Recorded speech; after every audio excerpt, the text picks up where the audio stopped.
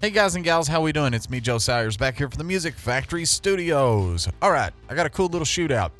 I sent my Pultecs off and had them retubed and rebiased because I couldn't get them to match up correctly, and it was getting annoying, and I really like to use them as a stereo pair.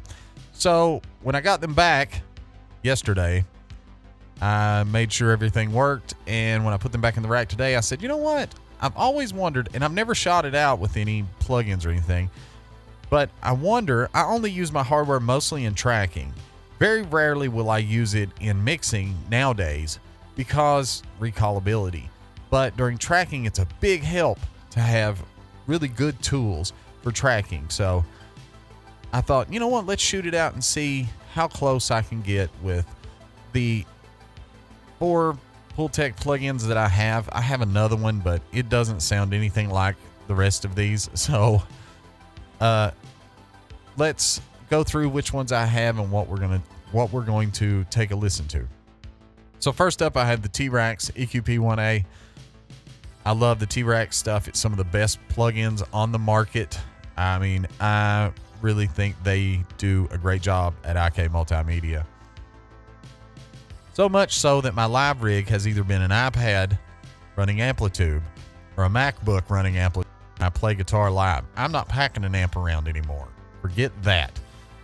So, and I have a Mesa, and I'm not dragging that thing out of the studio. I'll just take the iPad. It sounds literally 99% just like my Mesa.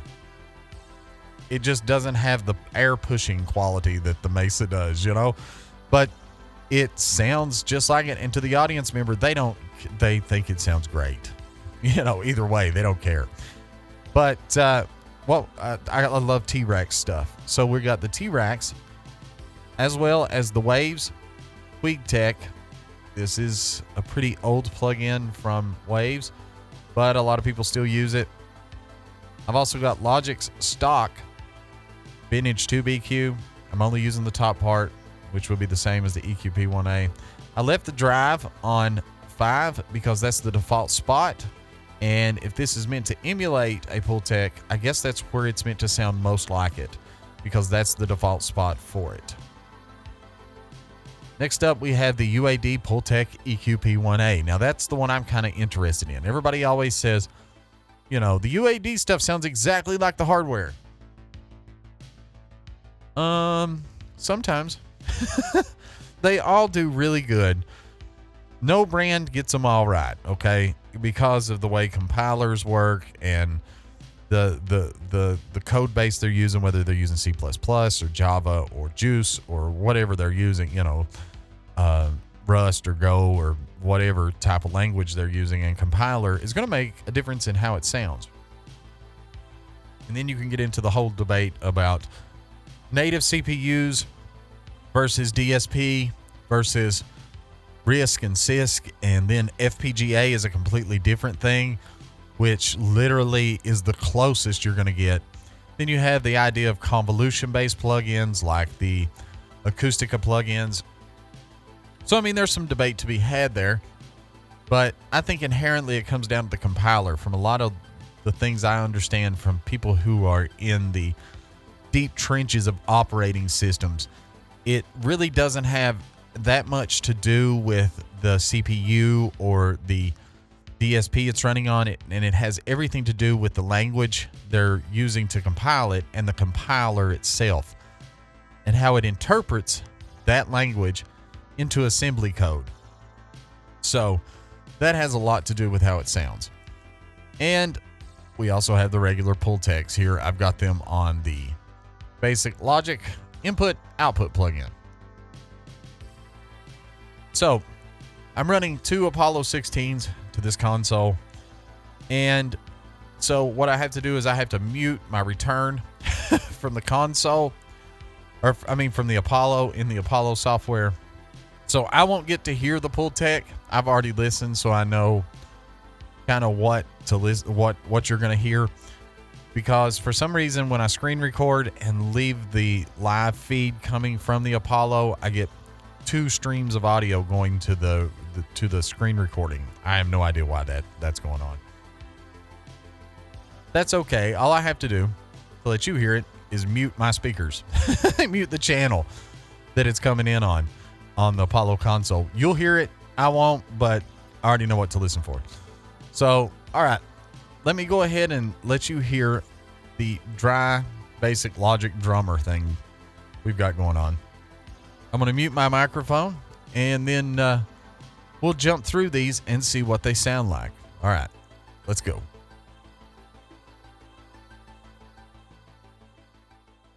First off, if you're listening on a MacBook or a iPad or a laptop speakers, grab some headphones, because you're not really going to be able to hear the difference in the low end all that much on something like that. Though you will be able to hear some differences. It won't be as obvious as if you're not listening on your studio monitors, or at least some sort of a speaker that's not like tiny computer speakers, or a pair of good headphones, or really good in-ears. All right, let's start off with the dry drums, and then we'll start through the plugin list we've got there.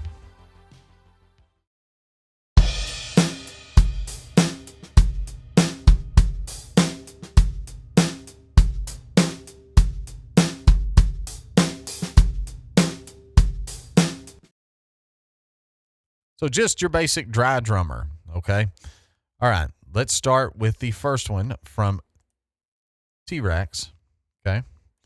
This is the T-Rex EQP 1A. We'll start off with dry, and then I'll kick it in.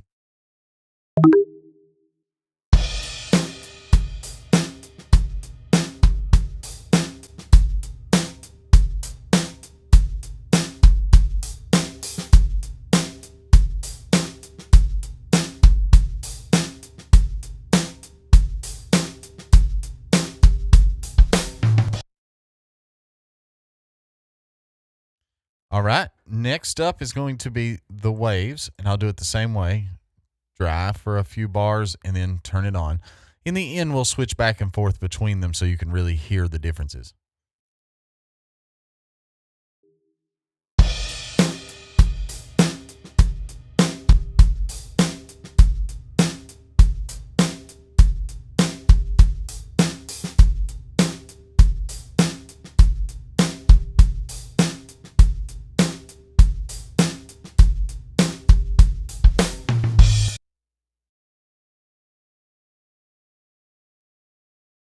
All right, now we'll go with the UAD Pultec, and we'll do it the same way this time with the UAD Pultec.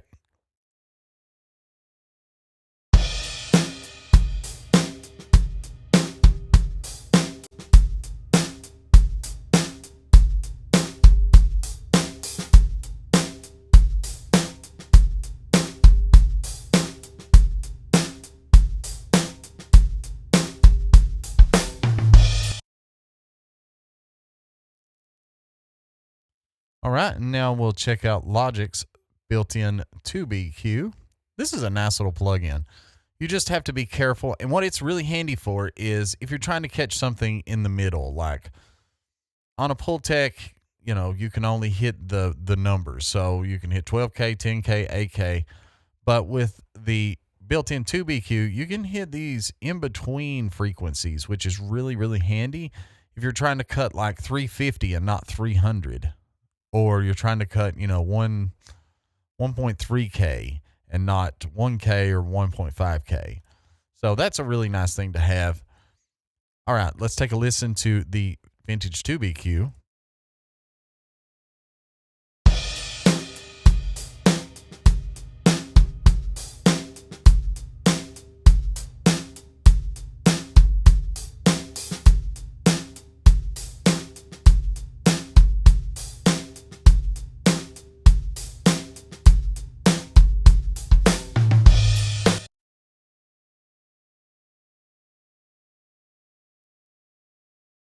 All right, and now for the one that most people are here to listen to, we're going to pull up the Pultec here and have a listen and see if we can hear the difference. Now I'll flip the Pultec on and you'll hear the dry signal first, just like we've been doing, okay?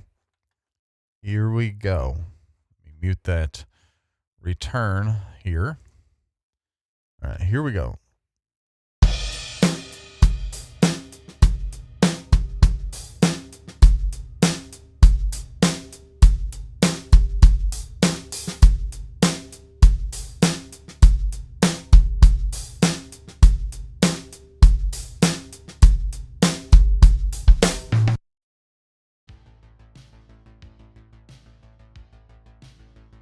All right. Now, I hope that gave you a sense of how the hardware stacks up. I think these plugins are getting really, really good. Now, in the early days of DAWs, there was like the Bomb Factory EQP1A and then the Pultec, and they were just a little off. They were close, but not real great. And you didn't want to stack up a bunch of them at 44.1 or 48 because of aliasing. But now with newer plugins, even the UAD sounds good, and it does the thing that the hardware does. It adds that sub-low frequency that a lot of plugins miss. And I think that has to do with the transformers in these things, the tubes, and it gives it a little bit of just soft saturation, not distortion, not an overdrive, but a real soft saturation in the low end that's really nice. So let's have a listen and jump back and forth between a few of these, and we'll see how that sounds. Okay.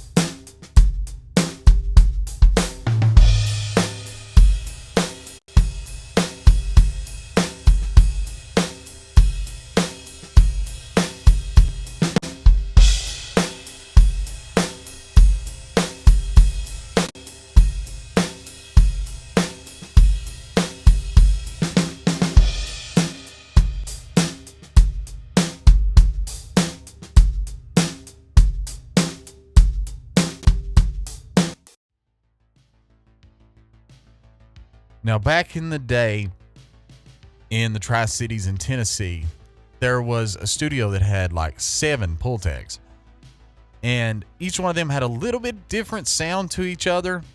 They weren't real great about taking care of their gear. I won't name the studio, but they didn't really have a tech. They kept it all clean and as best they could, but they weren't repair guys, and they just let it all get weathered. And so each one of them had their own little characteristics. So they were marked. One was like, works great on kick drum. The other one is like, this one has more sub than the rest. They had like pieces of tape with this stuff wrote on them, just stuck to them. This one's high end sounds wonky. You know what I mean?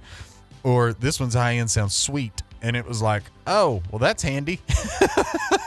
But that's kind of what we got going on here, because, you know, Pultecs kind of were not really made for a few decades. So a lot of them got weathered, and when a lot of these plugins were emulated, I'm sure the hardware they were using to emulate these were nothing like the pristine hardware of another company. And even if they had golden units, like say Waves had a golden unit and IK Multimedia had a golden unit, there's still going to be variations in them. Okay. But here's the thing. I'm going to try to shoot out. And I think the best way to do this is to bring this to last and leave it on here. Bring my IO plugin down here. And I can switch off the Pultec and it'll run through anyway. So that way you will be able to hear the Pultec versus these plugins. All right, we'll start off with the Pultec.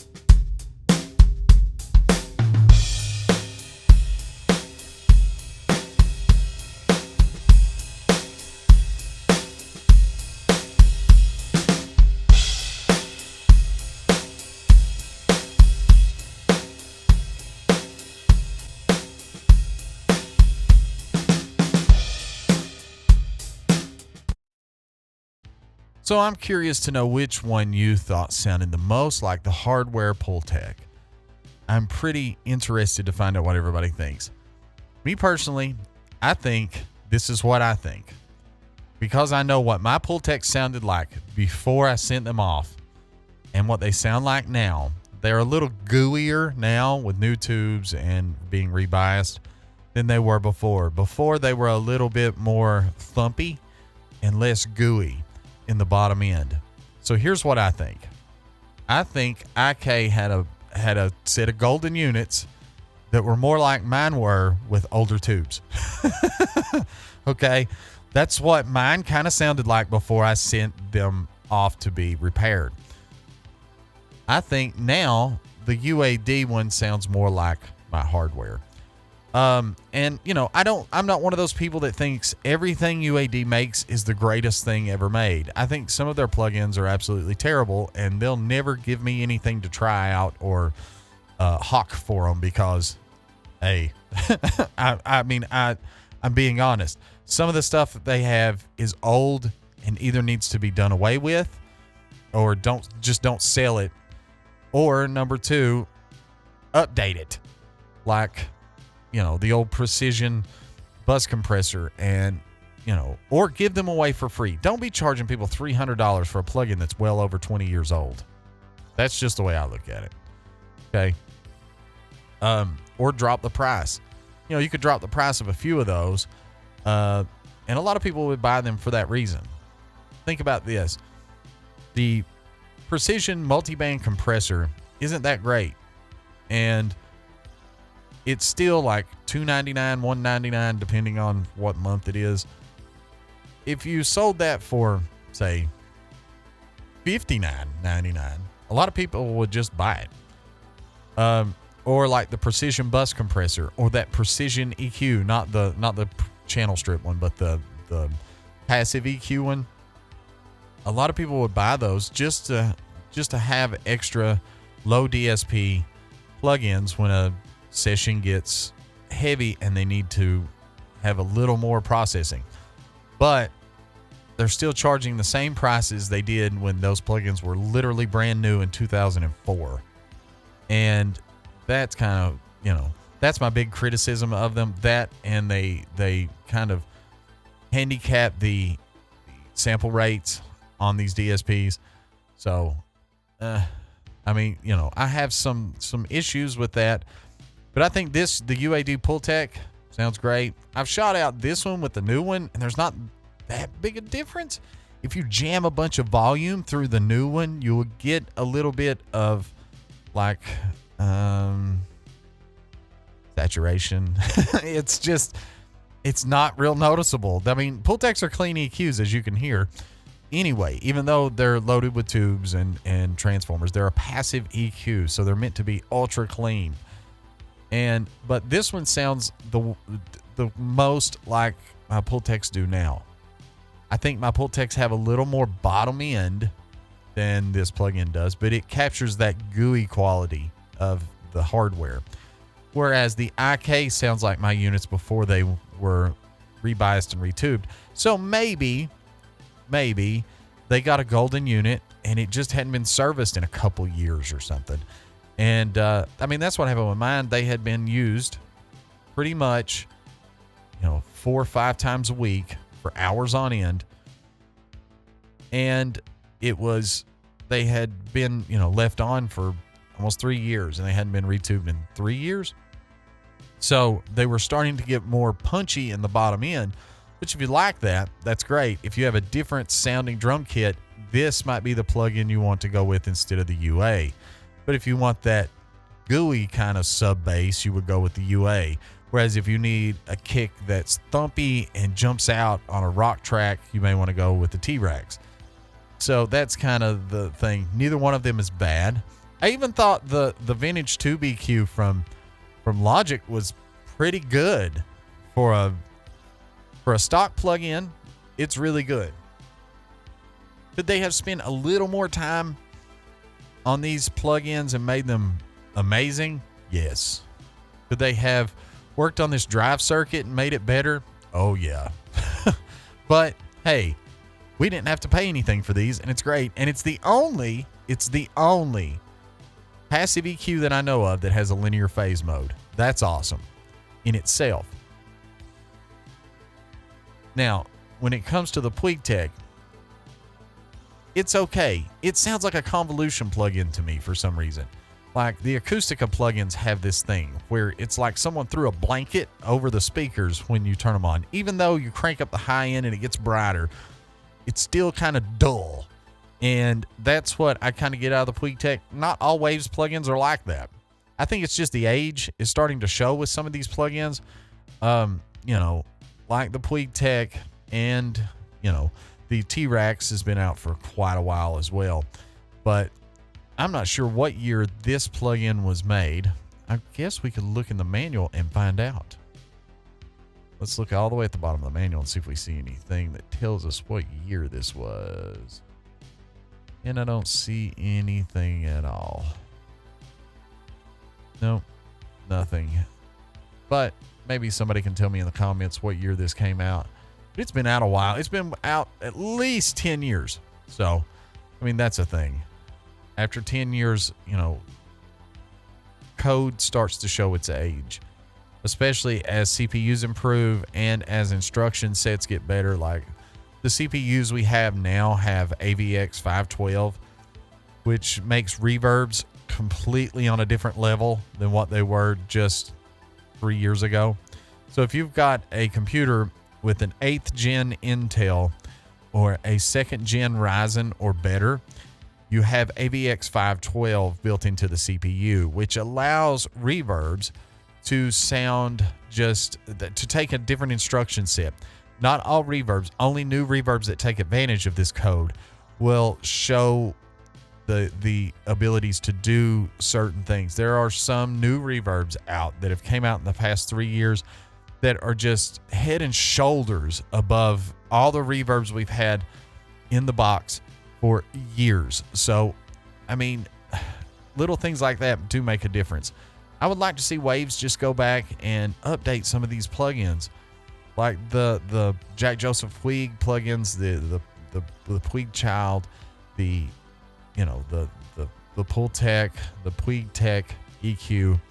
There's a few that are getting a little old in the teeth, and they started doing that. They updated the GUI. They added one good example of this is the Waves. I think it's the Q series. Is it the Q10?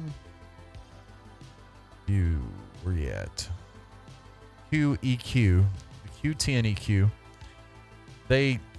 They went from, it used to look like this, and its precision was single math precision. Now it's double math precision, and they fixed the GUI, and it's kind of pleasant to use. And with 2 times the precision or the double math going on here, it's quite a bit better. Now you're not going to notice it in like, oh, if I crank the high end, it sounds smoother. Not really, but in a full mix, you would really begin to see the difference. And it's also a little less taxing on the CPU, which the Q model EQs from Waves were never real DSP heavy. They were one of the first plugins ever made.